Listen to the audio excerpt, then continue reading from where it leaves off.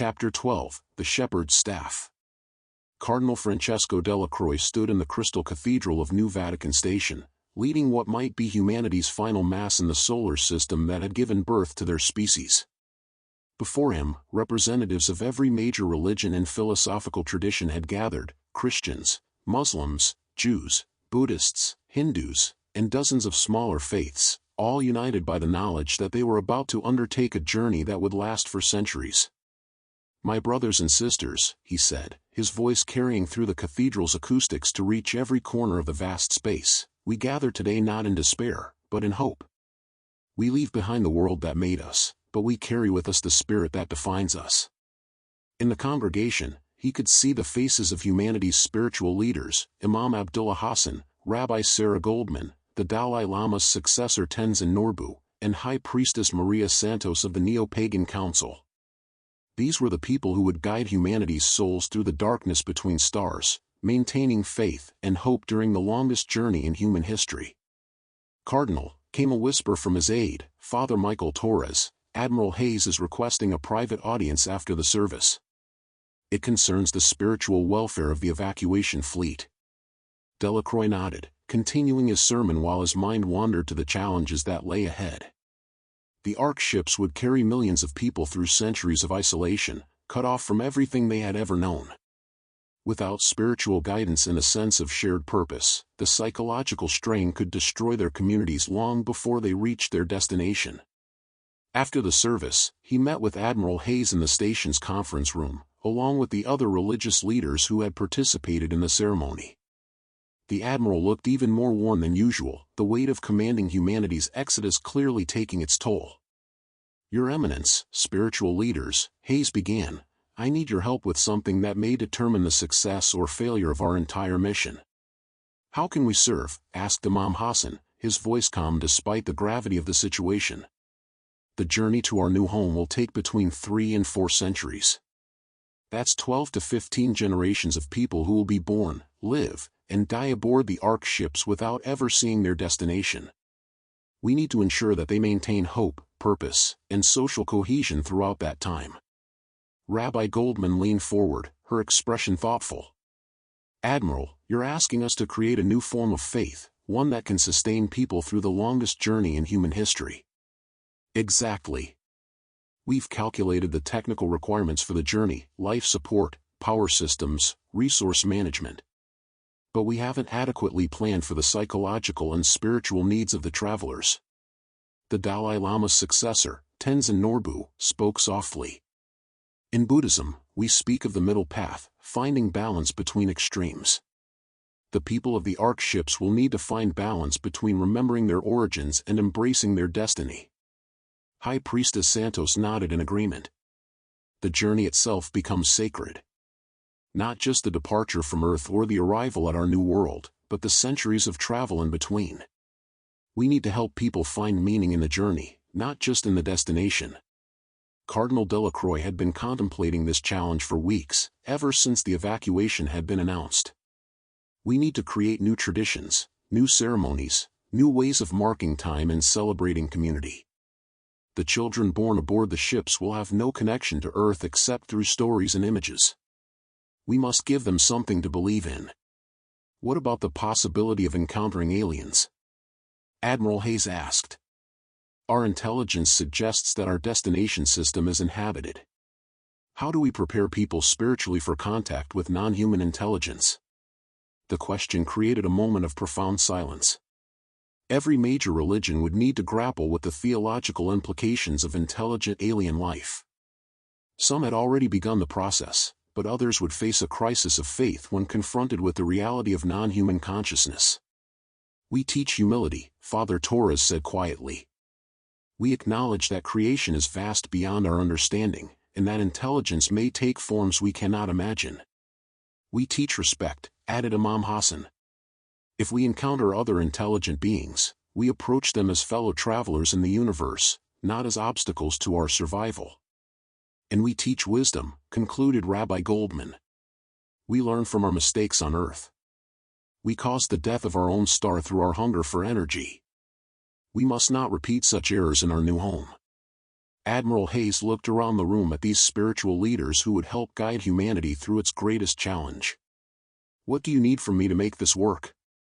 Space aboard the Ark ships for places of worship and meditation, Cardinal Delacroix replied. Every major faith tradition needs representation on every ship. And we need communication systems that allow religious communities to maintain contact across the entire fleet. Consider it done. What else? Authority to establish new traditions and ceremonies appropriate for our unique situation, said High Priestess Santos. The old rituals were designed for life on planetary surfaces. We need new ways of marking births, deaths, coming of age, and other significant life events aboard spacecraft. And access to the educational systems, added Tenzin Norbu. The children born during the journey must learn not just technical skills, but wisdom, compassion, and the values that make us human. Over the next several hours, they developed what would become known as the Covenant of the Stars, a spiritual framework that would guide humanity through the centuries of interstellar travel. It combined elements from all major faiths while creating new traditions specifically designed for life aboard generation ships.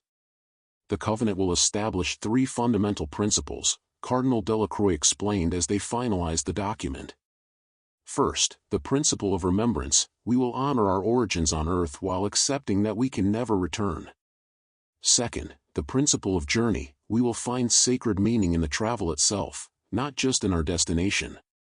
Third, the principle of welcome, we will approach our new home and any beings we encounter there with respect and humility. What about the practical implementation? Admiral Hayes asked. How do we ensure these principles are maintained across centuries of travel? We establish a council of faiths aboard each Ark ship, replied Imam Hassan. Representatives from all traditions, working together to adapt our teachings to the unique challenges of interstellar travel. They will have authority to create new ceremonies, resolve religious disputes, and maintain spiritual morale. And we create new holidays, added Rabbi Goldman with a slight smile. Departure Day, marking when we left Earth. Midpoint Day, when we reach the halfway point of our journey. And Discovery Day, when we first see our new sun. These give people something to anticipate and celebrate during the long years of travel. Admiral Hayes nodded approvingly. What about governance? How do we maintain civil order across such a long journey without traditional governmental structures? The spiritual leaders work in partnership with the ship's council, explained Tenzin Norbu. We provide moral guidance and conflict resolution, while the technical specialists handle practical matters. Neither group has absolute authority, decisions are made through consensus and wisdom. High Priestess Santos brought up a concern that had been troubling many of the religious leaders. Admiral, what happens if people lose faith during the journey? If despair takes hold, if they decide the journey is meaningless? That's exactly why we need you, Hayes replied. Technical systems can keep people alive, but only faith can give them reasons to want to live. Your job is to ensure that the last person to board the ship and the first person to set foot on our new world share the same sense of purpose and hope. As the meeting concluded, Cardinal Delacroix found himself both humbled and energized by the task ahead. He would be responsible for maintaining humanity's soul during its greatest trial. The children born aboard the Ark ships would never know Earth's blue skies or feel natural wind, but they would carry within them the accumulated wisdom and faith of countless generations. Your Eminence, Father Torres said as they prepared to leave, do you really believe we can maintain faith across such a journey? Cardinal Delacroix looked through the station's viewport at the distant glow of Earth, where billions of people were preparing to leave behind everything they had ever known. Michael, faith is not about certainty. It's about choosing hope in the face of uncertainty. And humanity has never faced greater uncertainty than what lies ahead. But we've also never shown greater hope, added Rabbi Goldman, overhearing the conversation. Look around us. Millions of people volunteering to travel for centuries toward an unknown world, trusting that their descendants will find a new home among the stars. If that's not faith, I don't know what is. As the religious leaders dispersed to their various ships and constituencies, each carrying copies of the Covenant of the Stars, Cardinal Delacroix remained in the cathedral for a few more minutes of private prayer. Tomorrow, he would board Arc 7 along with 8 million other souls, beginning a journey that would either preserve human civilization or become its final chapter. Either way, they would face it together, guided by faith and sustained by hope. It was, he reflected, perhaps the most important religious mission in human history, shepherding humanity's spirit across the vast darkness between stars, ensuring that whatever they became in their new home, they would still be recognizably human. Chapter 13, The Children's Crusade. Dr. Lisa Park stood in the education center of Arc 7, surrounded by the laughter and chatter of 5,000 children who would spend their entire lives aboard the massive ship. At ages ranging from infants to teenagers, these young people represented humanity's future, the generation that would arrive at their new world and establish the first human civilization among the stars. Dr. Park called out 12-year-old Michael Santos, one of her brightest students, "Will we really never see Earth?" It was a question she had heard dozens of times, and it never got easier to answer. "No, Michael. By the time we reach our new home, Earth will be gone. But we carry Earth with us, in our memories, our stories, and our dreams." The children absorbed this information with the resilience that had always amazed her. Unlike the adults, who grieved for the world they were leaving behind, the children approached the journey as an adventure. For them, the Ark ship was not a refuge from destruction, it was their entire universe. "What will our new planet be like?" asked Sarah Kim, a 10-year-old whose parents were part of the ship's agricultural team. Dr. Park activated the holographic display that showed artists' renderings of Kepler 442b, based on telescopic observations and atmospheric analysis. The planet appeared as a blue-green world, slightly larger than Earth, with vast oceans and continents that suggested the possibility of life. "We think it will be beautiful," she said, though she carefully avoided mentioning the electromagnetic signatures that suggested intelligent life. The children would learn about the aliens eventually, but they needed to develop confidence and hope first. There will be new animals to discover, new plants to study, and new landscapes to explore. "Will there be other children there?" asked Tommy Rodriguez, whose question revealed an intuitive understanding that none of the adults wanted to address directly. "We don't know yet," Dr. Park replied honestly. "We're going to learn about our new world together when we arrive." The education system aboard the Ark ships represented one of humanity's greatest challenges. These children would need to learn everything necessary to establish a technological civilization on an alien world, but they would also need to maintain their humanity during centuries of isolation in space. It was a balance between practical training and cultural preservation that had never been attempted on such a scale. "Dr. Park," came a voice from the center's communication system, "Admiral Hayes is requesting a meeting with the senior education staff. Priority level." She left the children in the care of her assistants and made her way to the ship's conference room, where she found Admiral Hayes waiting with Captain Martinez and Dr. Elena Vasquez, the ship's chief of youth development. "Dr. Park," Hayes began without preamble, "we need to discuss the long-term educational strategy for the journey. Specifically, how we prepare children for the possibility of encountering alien intelligence." She had been expecting this conversation ever since the intelligence reports about their destination had been released. "Admiral, the children are already more adaptable than the adults when it comes to accepting new realities. The challenge is timing. When do we introduce concepts that might frighten them or create unrealistic expectations? What if we don't have a choice about timing?" Captain Martinez asked. "Our latest intelligence suggests that the aliens in the Kepler 442 system have radio technology. There's a possibility we could receive their transmissions during the journey." The implications were staggering. If alien communications reached the Ark ships during the journey, the children would grow up knowing for certain that they were traveling toward an inhabited world. It would fundamentally change their psychological development and their expectations for their new home. How would we handle first contact with an alien civilization while we're still centuries away from arrival? Dr. Vasquez asked. "Very carefully," Admiral Hayes replied. "But the point is, we need to prepare the children for possibilities we can't fully predict. They need to be educated in xenobiology, cultural anthropology, and diplomatic protocols." Dr. Park considered the educational implications. We're talking about creating an entire generation of children who are prepared for interspecies contact. They would need to learn not just human history and culture, but theoretical frameworks for understanding non-human intelligence. Exactly.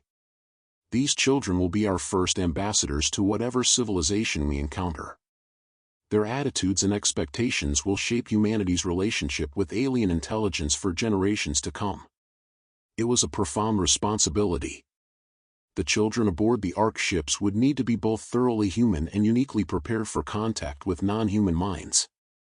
They would carry the best of human civilization while being open to learning from alien cultures. What about the psychological effects? Dr. Vasquez asked. Growing up with the knowledge that you're traveling toward an uncertain reception by unknown aliens, that could create anxiety, paranoia, or unrealistic fears. Or it could create the most open-minded, adaptable generation in human history, Dr. Park countered.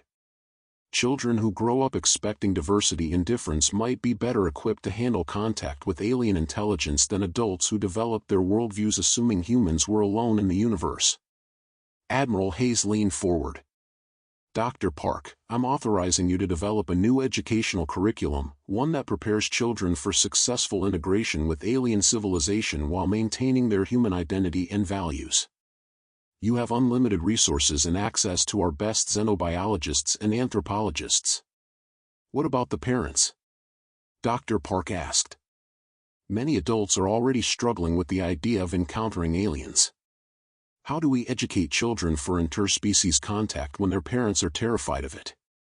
We educate the parents too, Captain Martinez said. Adult education programs focused on xenobiology, first contact protocols, and cultural adaptation. If the children are going to be our ambassadors, the adults need to be their support system.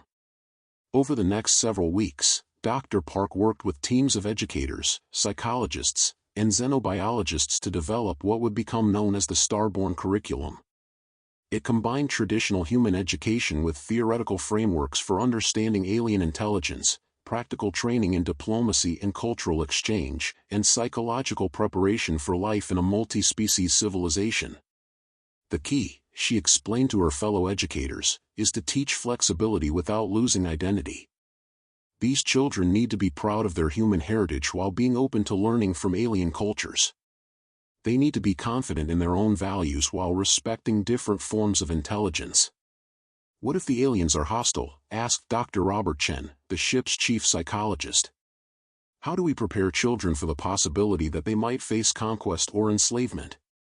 We teach them to be strong, Dr. Park replied. Strong enough to defend themselves if necessary, but wise enough to seek peace whenever possible. These children will inherit both humanity's greatest achievements and its greatest mistakes. They need to learn from both. As the new curriculum took shape, Dr. Park often found herself watching the children play in the Orc ship's recreational areas, marveling at their adaptability and resilience.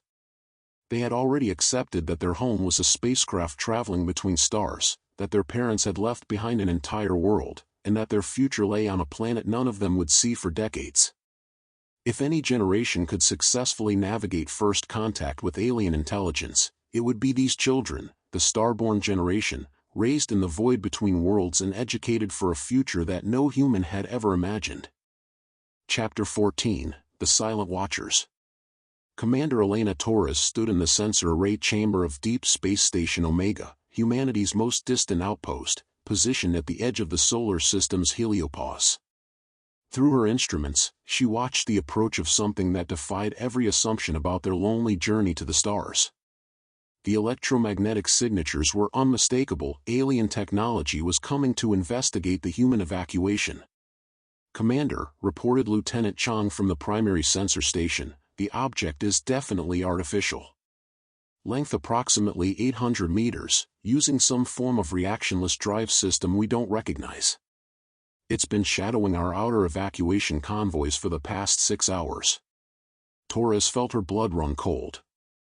The alien vessel, for there was no doubt that's what it was, had appeared just as the first wave of human colony ships had reached the outer edge of the solar system.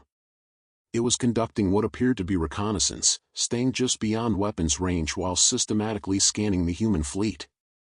Any communication attempts, she asked. None that we can detect. But Commander. Lieutenant Chang paused, his expression troubled. The scanning patterns suggest they're conducting detailed analysis of our ships, our technology, possibly even our biological signatures. They know exactly what we are and what we're doing. The implications were staggering. The aliens had come to them, rather than waiting for humanity's arrival at Kepler 442. Either they had faster-than-light communication capabilities that allowed them to coordinate across interstellar distances, or they had been monitoring human activity for some time. Commander Torres, came a voice from the communication system, Priority Alpha transmission from Admiral Hayes. Encrypt and relay immediately. The hologram of Admiral Hayes materialized in the chamber, his expression showing the strain of commanding an evacuation that had suddenly become infinitely more complicated. Behind him, Torres could see the bridge of the Defiant, with staff officers working frantically at their stations. Commander, what's the status of our unexpected visitor? Single alien vessel, maintaining surveillance distance from Colony Fleet Alpha. No hostile actions detected, but they're conducting extensive scans of our ships and personnel. Admiral, they know we're evacuating. Understood. I'm dispatching the cruiser squadron to your position, but they won't arrive for 18 hours. In the meantime, I need you to attempt communication with the alien vessel. Torres felt her stomach clench. First contact with an alien civilization was supposed to be humanity's greatest moment, a carefully planned and choreographed event with protocols developed over centuries.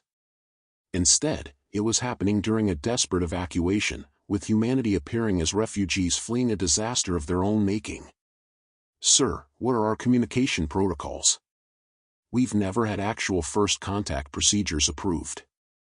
Use your best judgment, Commander. The xenobiologists suggest starting with mathematical concepts, prime numbers, mathematical constants, basic physics. If they're advanced enough to reach us, they should understand universal scientific principles. And if they respond with hostility? Admiral Hayes was quiet for a moment. Then we find out if our weapons work against alien technology. But Commander, remember that we're in their neighborhood now. If they wanted to destroy us, they probably could have done it already. As the connection closed, Torres found herself facing the most important decision in human history. How do you say hello to an alien civilization when you're running for your life? Lieutenant Chang, configure the primary communication array for broad-spectrum transmission. We're going to try to talk to them. What should we say, Commander? Torres considered the question. Humanity was about to become refugees in someone else's star system, carrying weapons that could destroy worlds and populations that needed new homes. How did you explain that to beings whose language, psychology, and motivations were completely unknown? We start with who we are, she said finally. Humans, from the third planet of this star system. We identify ourselves as a species in need of assistance. Commander, Lieutenant Chang said softly, are we really going to tell them we destroyed our own star? We're going to tell them the truth. If we're going to be neighbors for the next few millennia, we might as well start with honesty.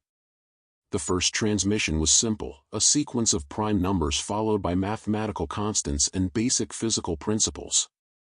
Within minutes, the alien vessel responded with its own mathematical sequence, demonstrating both intelligence and a willingness to communicate. They're learning our mathematics, reported Lieutenant Chang, excitement evident in his voice. Look at this pattern, they're sending back our own equations with corrections and improvements. Their understanding of physics is more advanced than ours. Over the next several hours, the exchange grew more complex. The aliens demonstrated knowledge of faster-than-light travel, quantum mechanics, and stellar engineering that exceeded human capabilities. But more importantly, they seemed genuinely curious about humanity rather than hostile. Commander, Chang said, studying the latest transmission, I think they're asking about our destination. They're sending us star charts of the local galactic region with specific emphasis on the Kepler 442 system. Torres realized that the moment of truth had arrived. The aliens clearly knew where humanity was heading, and they were asking for confirmation. There was no point in deception. These beings obviously had the technology to track the human fleet regardless of what she told them. "Send them our flight plan," she ordered. "Full trajectory to Kepler 442, estimated arrival time, and population figures for the evacuation fleet." "Commander, are you sure? If they're from that system, we're essentially announcing our intention to invade their homeworld. We're announcing our intention to seek refuge in their system." "There's a difference." The alien response came quickly, a complex data transmission that included detailed information about the Kepler 442 system. What Torres saw on her screens changed everything humanity thought they knew about their destination. "Dear God," she whispered. "Lieutenant, are you seeing this?" The aliens were showing them Kepler 442b in unprecedented detail. The planet was not just inhabited, it was home to a vast, technological civilization with cities that spanned continents and orbital installations that rivaled humanity's greatest achievements. But more shocking still, the planet was clearly home to multiple species, not just one. "It's a polyspecies civilization," Chang said, his voice filled with awe. "Multiple intelligent species living together on a single world. Commander, they're not just aliens, they're experts at integrating different forms of life." The implications were staggering. Humanity was fleeing toward a star system inhabited by a civilization that had already solved the problem of multiple species coexisting on one world. Instead of being invaders or unwelcome refugees, they might be the latest in a long line of species seeking sanctuary in the Kepler 442 system. "Commander Torres," came another transmission from Admiral Hayes, "we're receiving reports of additional alien vessels throughout the solar system. It appears we've attracted quite a bit of attention." Torres looked at her sensor displays, which now showed dozens of alien signatures scattered throughout human space. They were being observed, evaluated, and possibly welcomed by representatives of the most advanced civilization humanity had ever encountered. "Admiral," she said, "I think we need to revise our assumptions about our destination. We're not going to be the first intelligent species in the Kepler 442 system. We're going to be the newest residents in what appears to be an interstellar refugee center." "Explain." "The aliens are showing us detailed information about their homeworld. It's inhabited by multiple species, all apparently living in harmony." "Sir, I think they've been expecting us." As more data flowed from the alien vessels, painting a picture of a multi-species civilization that spanned multiple star systems, Torres began to understand that humanity's greatest crisis had become their greatest opportunity. They were not fleeing to an empty world to start over, they were being invited to join the most diverse and advanced civilization in local space. The question was whether humanity was ready to become just one species among many, or if their arrival would bring the conflicts and divisions that had characterized their history on Earth. Chapter 15, The Dying Light. Dr. Sarachan floated in the observation chamber of Helios Station Alpha, now the only remaining monitoring post in the inner solar system. Around her, the final team of volunteers worked at their instruments, recording the last moments of the star that had given birth to humanity. Through the reinforced viewports, the sun writhed in its death throes, its surface convulsing with energies that defied measurement.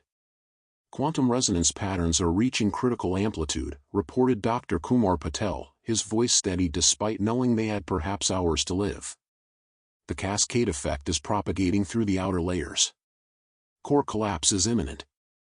Chen nodded, her attention focused on the instruments that would record humanity's final gift to science. The data they were collecting would either enable the Orc ships to escape using the quantum slingshot effect, or it would become the epitaph for a species that had reached too far and burned too bright.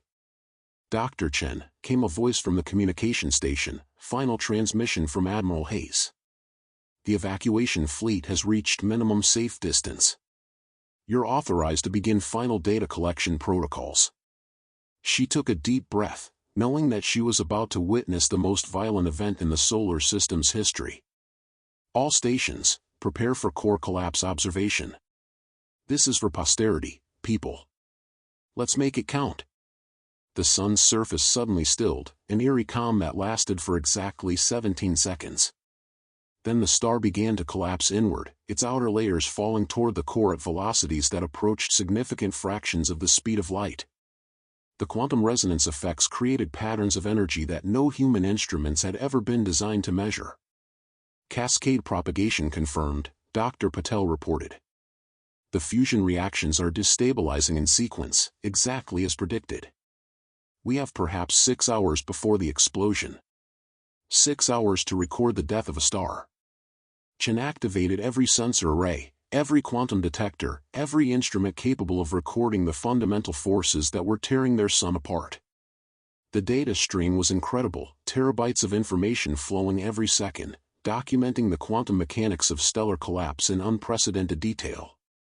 The gravitational waves are off the charts, reported Dr. Lisa Martinez from the physics station.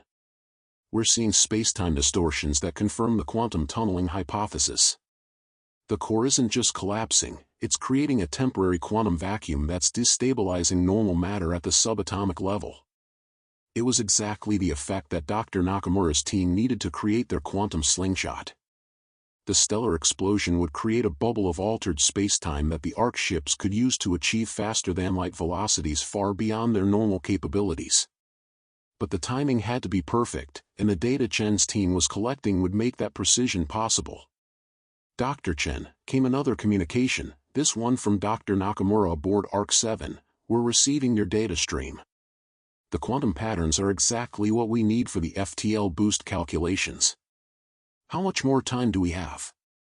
5 hours and 43 minutes until the explosion reaches the surface.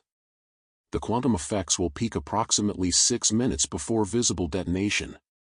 Chen paused, looking around at her colleagues who had volunteered to stay behind. Kenji, make sure this data is worth our lives. It will be, Sarah. Your sacrifice will save the human race. As the hours passed, the monitoring station recorded the most detailed observation of stellar collapse in history. The sun's core compressed to a point smaller than a city but containing more mass than 100 Earths. The fusion reactions that had sustained the star for billions of years accelerated beyond control, creating a runaway process that would soon tear the star apart from the inside out. 1 hour until detonation, Dr. Patel announced. The quantum resonance is creating interference patterns throughout local space. The Arc ships should begin their approach to the launch coordinates. Through the viewports, Chen could see the first signs of the coming explosion. The sun's surface began to glow with an intensity that required maximum filtering just to observe safely.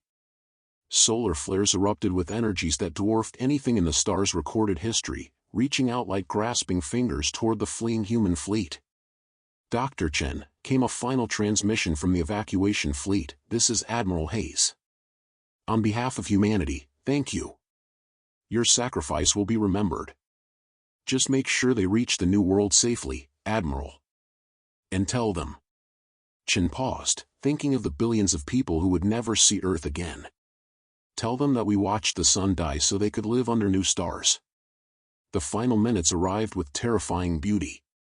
The sun's core reached critical compression, creating quantum effects that rippled through space-time itself. The monitoring instruments recorded data patterns that revealed the fundamental structure of matter and energy, information that would revolutionize human understanding of physics if there were still humans left to study it. 30 seconds to detonation, Dr. Patel announced. Quantum resonance reaching maximum amplitude. The Arc ships should activate their FTL drives, now. Through the viewports, Chen could see flashes of light in the distance as the massive Arc ships engaged their faster-than-light systems, using the quantum distortions from the dying star to achieve velocities that would carry them safely beyond the explosion's reach. Millions of lives riding on mathematical calculations and desperate engineering, fleeing the fury of their own sun. 10 seconds to surface detonation, Martinez reported. Quantum cascade is complete. The fusion reactions have reached runaway state. Chen closed her eyes, thinking of Elena, the little girl who would grow up among the stars, never knowing the feel of Earth's wind or the warmth of Sol's natural light. But she would live, and so would millions of others, carrying humanity's hopes toward a new world and a new future.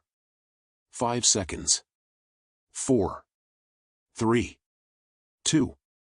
The sun exploded. The force of the detonation vaporized Helios Station Alpha in the first microsecond, but not before its instruments transmitted the final quantum measurements to the fleeing Ark ships.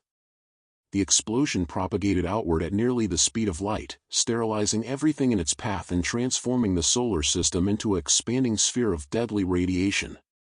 But by then, the Ark ships were already gone, riding the quantum wave created by their dying sun toward the distant stars where humanity would begin again. Dr. Sarah Chen and her colleagues had given their lives to ensure that the greatest journey in human history would succeed. Their sacrifice became the foundation of humanity's exodus, and their final data transmission became the key that unlocked the stars. Chapter 16, The Great Departure. Admiral Jackson Hayes stood on the bridge of Ark 7, watching through the main view screen as the most massive migration in history reached its crescendo. 7 enormous ships, each carrying millions of souls, had successfully engaged their quantum-enhanced FTL drives and were now riding the shock wave of their dying sun toward the distant stars. Around them, smaller colony ships and scout vessels formed protective formations, their own FTL systems synchronized with the larger vessels. All ships report successful quantum synchronization, announced Commander Kim from the navigation station. We're maintaining stable faster-than-light velocity at approximately 47 times normal FTL speed.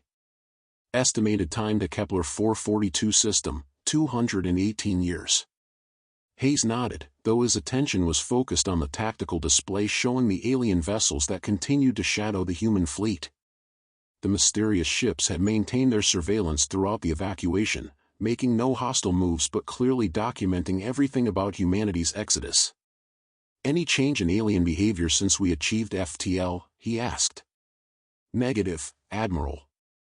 They're maintaining formation with us, matching our velocity exactly. It's almost as if they're providing escort rather than conducting surveillance.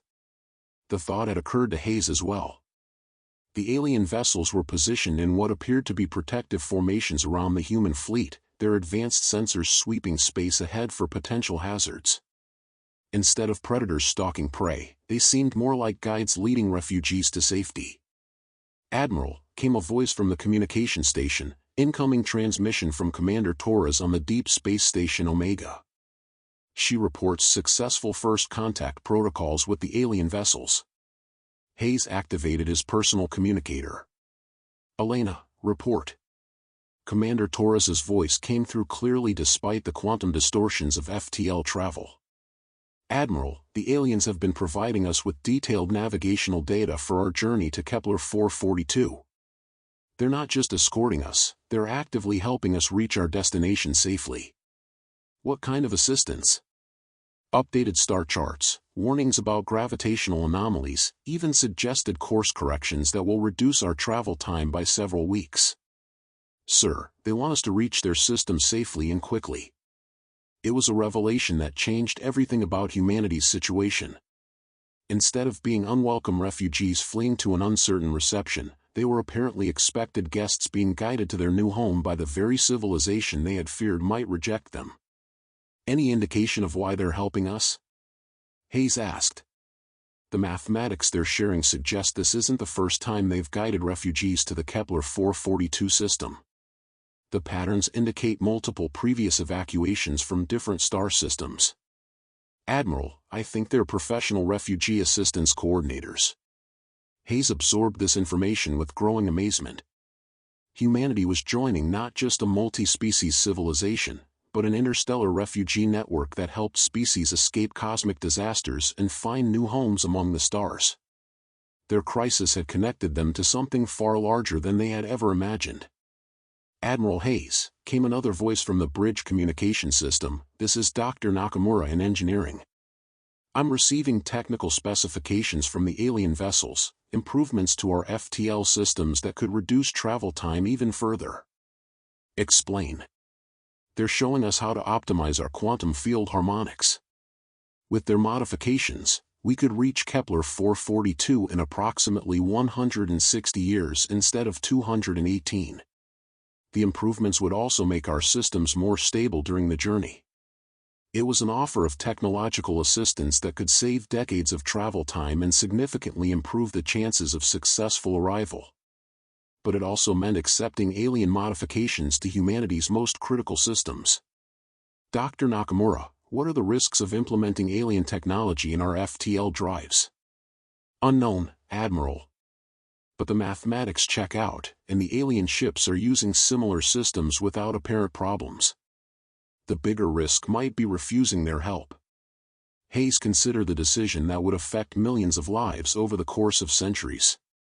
Trust the aliens and potentially arrive at their destination decades earlier, or maintain human independence and face a longer, more dangerous journey.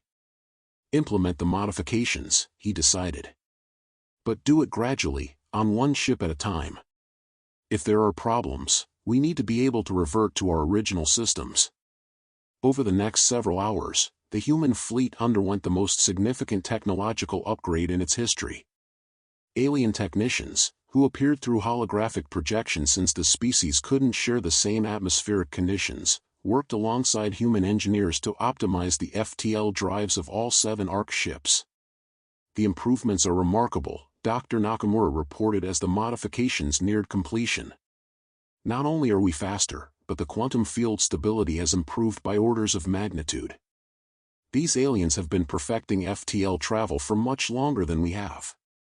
Admiral, Commander Kim announced from navigation, new course calculations complete. With the alien modifications, we'll reach Kepler 442 in 158 years. But sir, there's something else. The aliens are transmitting what appears to be a welcome message. Hayes authorized the translation of the message through the mathematical communication protocols that had been established. What appeared on the main screen was both simple and profound. To the human refugees of Sol System, welcome to the Kepler community. Your journey has been noted and prepared for. Safe harbor awaits. Your new home is ready. The bridge fell silent as the implications sank in. Humanity wasn't just being rescued, they were expected. The Kepler civilization had been preparing for their arrival, had known about their crisis, and had already made arrangements for their integration into their multi-species society. Admiral, Hayes's communication officer reported, we're receiving similar welcome messages addressed specifically to each of our Orc ships. The aliens know our names, our populations, even our individual specializations. How is that possible? Hayes asked. Unknown, sir. But the level of detailed knowledge suggests they've been monitoring our civilization for some time. Possibly decades or even centuries. As the human fleet settled into its modified course toward Kepler 442, escorted by alien vessels and guided by technology that exceeded their wildest dreams, Hayes found himself contemplating the magnitude of what they had discovered. Humanity's greatest crisis had revealed the existence of an interstellar civilization dedicated to helping refugee species find new homes among the stars. They were no longer alone in the universe, and their future, though uncertain, was no longer hopeless. The journey to their new world would still take over a century and a half, but they would arrive as welcomed members of a community that spanned star systems. The Great Exodus had become the Great Homecoming.